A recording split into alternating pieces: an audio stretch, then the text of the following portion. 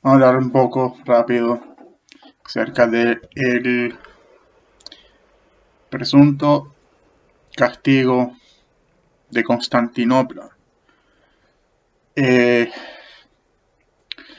Se presume, sobre todo en círculos latinos, que la caída de Constantinopla se debió principalmente a la indisposición del pueblo ortodoxo de someterse a el vicario de Cristo en la tierra, Romano Pontífice. Y Dios como castigo envió a los turcos como flagelo para, digamos, sí, básicamente darle un mensaje a los cismáticos de que por culpa de su terquedad, su hermosa ciudad, su hermoso imperio cayó de manos de infieles.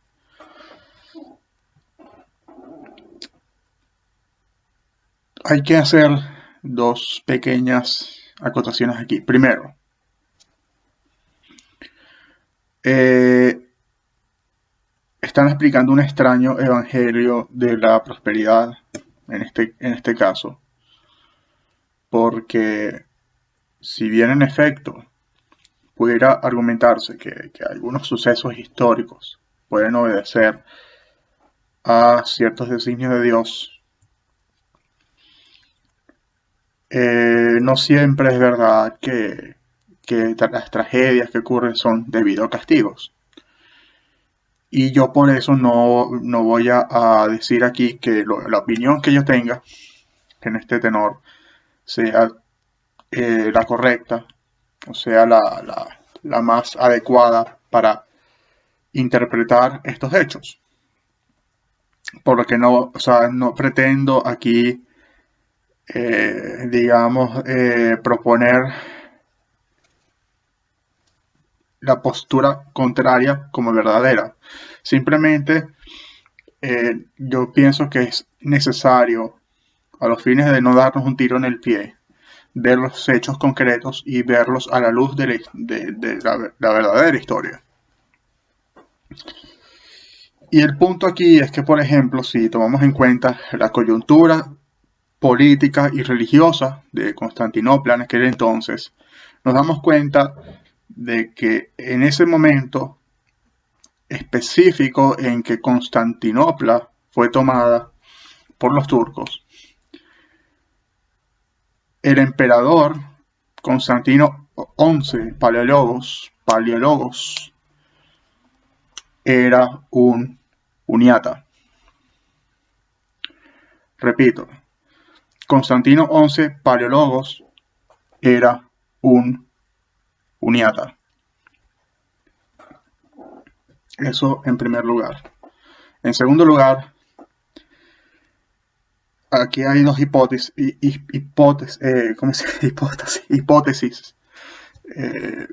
respecto a quién era el verdadero patriarca de Constantinopla en aquel entonces, para el momento de la caída. Porque dicen algunas fuentes que fue Atanasio II, pero poco se conoce de Atanasio II. No hay muchos registros acerca de su existencia. Lo único que tenemos es un acta de Hagia Sofía que se presume que es una fabricación. Por lo que nos lleva a pensar que, en efecto, el último patriarca de Constantinopla, al menos nominalmente, era Gregorio III. Y Gregorio III, adivinen,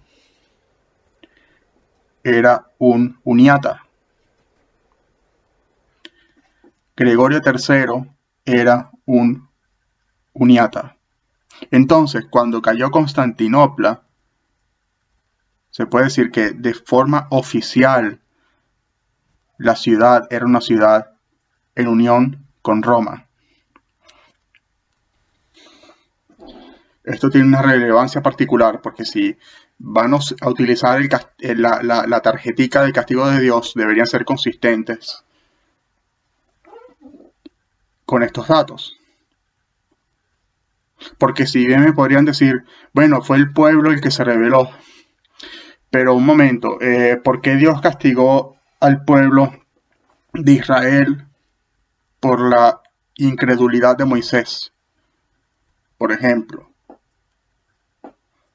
porque el gobernante, y en este caso, o el líder, en este caso, por ejemplo, en el caso de este episodio de Moisés chocando 2 veces las rocas para que saliera agua. Moisés en ese momento representaba al pueblo de Israel. Y por la incredulidad de Moisés fue que el pueblo no pudo entrar a la tierra prometida hasta que llegó Josué y cruzó las aguas. De la misma forma, en ese momento el pueblo de Constantinopla estaba representado por un uniata. Y más allá de eso, ¿qué ocurrió después de la caída de Constantinopla? ¿Se extinguió la iglesia ortodoxa? No, para nada. ¿Se acuerdan de aquello que decían que mejor el turbante de los turcos que la tiara de los latinos? Bueno, tenían razón. Porque Mehmed II no exterminó al pueblo, para empezar. No fue un genocidio. Hubo una masacre, pero no hubo un genocidio como tal. El pueblo constantinopolitano seguía subsistiendo allí, seguía conviviendo allí. Y Mehmed, presionado por la inestabilidad social que había en ese entonces, tuvo que forzar a Genadio Escolarios, quien fue había sido uniata y después se arrepintió cuando Marcos de Éfeso lo convenció de que ese no era el camino correcto. Entonces, Mehmed forzó a Genadio Escolarios a erigirse como patriarca de Constantinopla y lo nombró una autoridad civil y religiosa dentro de este nuevo imperio otomano, de esta nueva ciudad del imperio otomano. Entonces, en parte se podría decir que fue providencial, porque esto permitió que la ortodoxia subsistiera a pesar de todas estas precariedades. Sí, tenía sus limitaciones, ya Hagia Sofía se había convertido en una mezquita, el palacio patriarcal fue ocupado, entonces Genadios tuvo que gobernar, tuvo que ocupar su silla desde un monasterio, pero recibió autoridad. Y esto no supuso una negación de Cristo, porque Genadio, de hecho, le dio a Mehmed II una profesión de fe cristiana. Y él hizo tratados en contra de los que negaban el cristianismo después de su ascensión al patriarcado. O sea que no fue un lapsi, no fue un caso de un lapsi.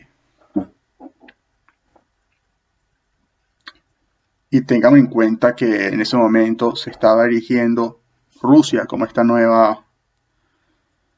esta continuación del Imperio Romano. Sería considerada, de hecho, Moscú sería considerada la tercera Roma. Adquirirían el emblema imperial, hay conexión bastante evidente, porque yo creo que es Iván III quien contrae matrimonio con Zoe, con Sofía de Constantinopla. Creo que es la sobrina de Constantino XI, Paleólogos. Entonces, hasta cierto punto todo esto a mí me parece más bien providencial, más que un castigo. Si lo ven desde esa perspectiva. ¿Qué hubiese pasado si los turcos no hubiesen invadido? Eventualmente a lo mejor la heterodoxia hubiese triunfado allí. ¿No les parece? Por eso es que yo nunca cuestiono los designios de Dios. Todo pasa por una razón. todo pasa por un motivo. Entonces, bueno, esta es mi reflexión acerca de estos hechos. Y repito, no estoy diciendo que Constantinopla fue castigada por ser uniata. No estoy diciendo eso, ¿eh? Bueno, sí lo dije, pero no tienen que tomar esto como la verdad absoluta. Las cosas pasan porque pasan y punto. En fin, hasta luego. Algo que se me había olvidado. Yo encontré este dato interesante cuando estaba leyendo este pequeño resumen de la historia de Florencia y todo esto por Vladimir Moss, que es un historiador ortodoxo.